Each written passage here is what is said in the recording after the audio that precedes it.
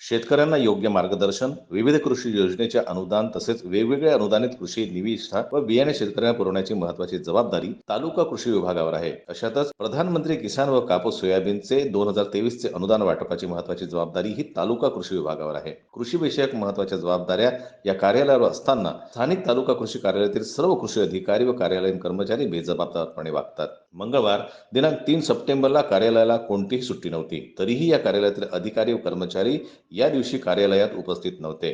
तालुका कार्यालय मात्र कार्यालयीन वेळेत उघडे होते. या कार्यालयातील अधिकारी व कार्यालयीन कर्मचाऱ्यांनी करीला तालुका कृषी कार्यालय वाऱ्यावर सोडलेले आहे.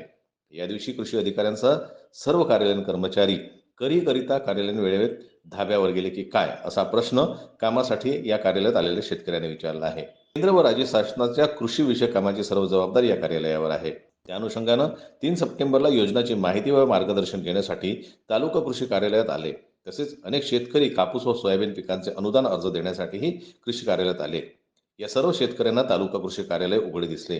शेतकऱ्यांना आज विषयानुरूप साहेबांसोबत चांगली चर्चा करता येईल असे त्यांना वाटले. मात्र कार्यालय जाऊन पाहतात तर काय, तालुका कृषी कार्यालयात एकही कृषी अधिकारी किंवा कार्यालयीन कर्मचारी हजर नव्हते.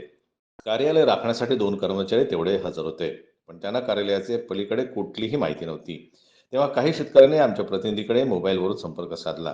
कार्यालयात जाऊन पाहणी केली असता पूर्ण कृषी कार्यालय रिकामे होते.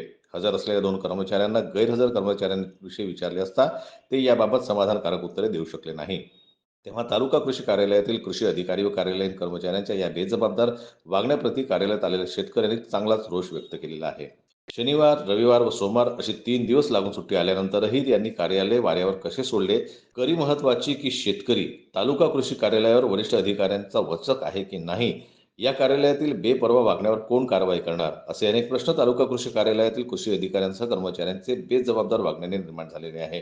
तर याकडे जिल्हा स्तरावरील वरिष्ठ कृषी अधिकारी कारवाई करतील काय? याकडे तालुक्यातील शेतकऱ्यांचे लक्ष लागलेले आहे.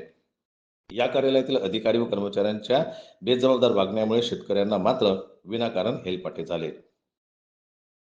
जनमत लाईव्ह न्यूज करिता मयूर खापरे यांची रिपोर्ट, चांदूर बाजारवरून.